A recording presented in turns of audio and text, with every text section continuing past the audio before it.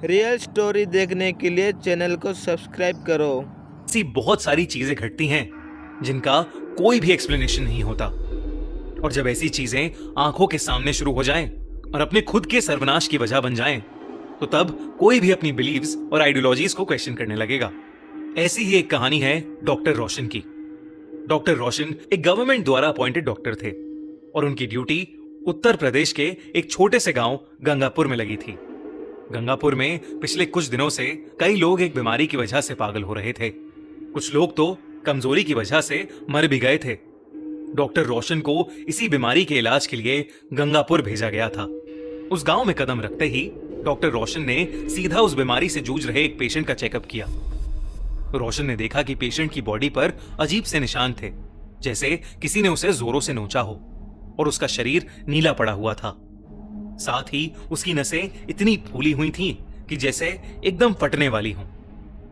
उस बीमारी से जूझ रहे हर एक पेशेंट के साथ हूबहू ऐसा ही हो रहा था। रोशन को कुछ समझ नहीं आ रहा था, क्योंकि ऐसी बीमारी उसने पहली बार देखी थी। गंगापुर के मुखिया से जब रोशन मिला तो मुखिया ने उसे बताया कि लोगों को कोई बीमारी नहीं हुई है, बल्कि ये एक देवी का श्राप है जो उन्हें लग गया है। उन्होंने कहा कि ये सब कंस्ट्रक्शन वर्कर हैं जिन्हें देवी के मंदिर की मरम्मत का काम मिला था। मरम्मत करते वक्त मंदिर बंद कर दिया गया था और किसी को भी मंदिर में जाने की अनुमति नहीं थी, यहां तक कि मंदिर के पुजारी को भी नहीं। और यहां की मान्यता है कि देवी को खुश रखने के लिए अपने खून का बलिदान देना होता है और उसे चढ़ाना होता है। और जब मंदिर बंद था तो किसी ने भी देवी को खून नहीं चढ़ाया। इसी वजह से देवी क्रोधित हो गई और अब उसके क्रोध का प्रकोप सब पर भारी पड़ रहा है। मुखिया ने कहा कि देवी को जल्द ही किसी की बलि देनी होगी, वरना तब तक वो खुद गंगापुर के लोगों की बलि चढ़ाती रहेगी। मुखिया ने रोशन को फौरन गांव छोड़ने की सलाह दी, पर रोशन एक बहुत ही एजुकेटेड और प्रोग्रेसिव आदमी था। इन सब में बिल्कुल यकीन नहीं करता था। उसे लगा था कि ये सब सदियों से चलती आ रही झूठी बातें हैं। लेकिन जब रोशन को गंगापुर के इतिहास के बारे में और चीजें पता लगीं, तो उसके रोंगटे खड़े हो गए। एक रोज वो गंगापुर के मंदिर के पास से गुजर रहा था कि तभी उसे एक अजीब सी बूढ़ी औरत दिखी जो एक पेड़ के नीचे बैठी रोशन को घूरे जा रही थी। रोशन जैसे ही उसके पास से गुजरा, वो उसके ठीक सामने आ गई। उसके चेहरे पर उसके बाल बिखरे हुए थे।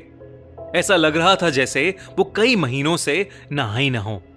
अचानक वो किसी पागल की तरह कुछ बड़बड़ाने लगी। रुक्मणी, मंदिर मत जाओ, वापस आ जाओ। रुक्मणी, रुक्मणी, मंदिर मत जाओ। और यही बड़बड़ाते हुए वो बूढ़ी औरत जमीन पर गिर गई और उसे दौरे पड़ने लगे।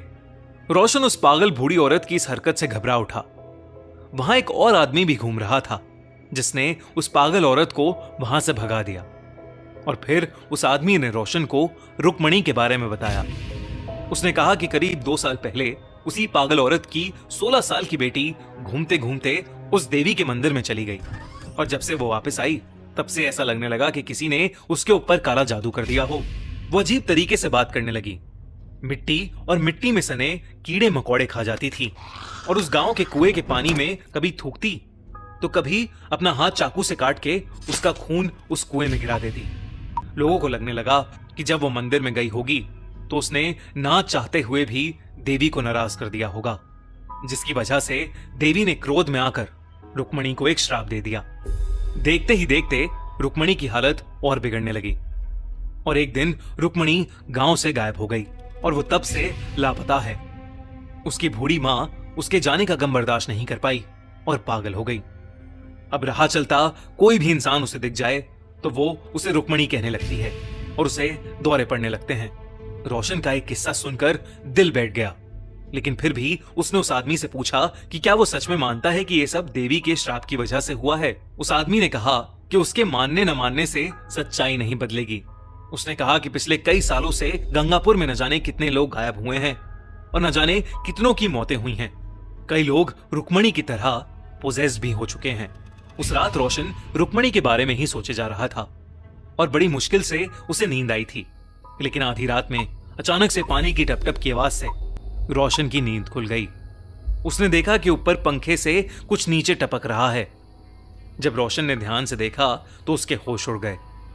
वो पानी नहीं, खून की बूंदें थीं। रोशन ने देखा कि उसके पूरे कमरे में खून ही खून फैला हुआ था और उस खून में किसी के कदमों के निशान भी थे। उन निशानों को फॉलो करते हुए रोशन अपने घर के बाहर पहुंचा तो उसने देखा कि एक 16-17 साल की लड़की नीचे बैठकर पागलों की तरह मिट्टी और मिट्टी में सने कीड़े खा रही है। उसका शरीर बिल्कुल वैसा ही दिख रहा था जैसे वो उसी बीमारी से जूझ रही हो। नसें फटने को थीं और चेहरे पर नीला रंग, अजीब से निशान।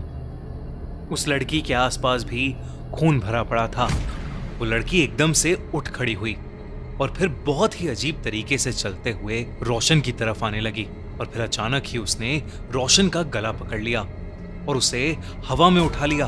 इससे पहले कि रोशन कुछ कर पाता, उस लड़की की आंखें सफेद हो गईं और उसे अजीब से दौरे पड़ने लगे। उसने रोशन का गला छोड़ दिया और रोशन नीचे गिर पड़ा। रोशन के गिरते ही वो लड़की भी बेहोश हो गई। जब रोशन ने उसे चेक किया तो उस लड़की की सांसें नहीं चल रही थीं। रोशन उसे तुरंत हॉस्पिटल लेकर गया, लेकिन वहां जो उसे पता चला उससे उसके रोंगटे खड़े हो गए।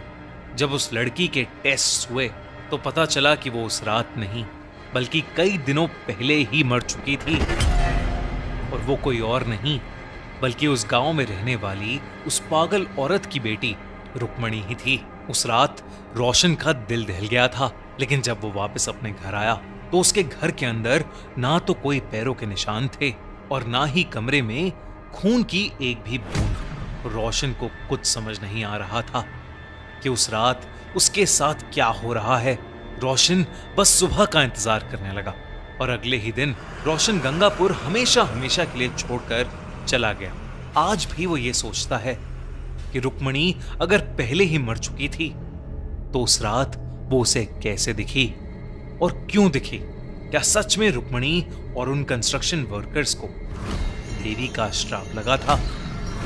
आपको क्या लगता है? हमें कमेंट्स में जरूर बताइए। ऐसे ही रियल स्टोरी देखने के लिए चैनल को सब्सक्राइब करो।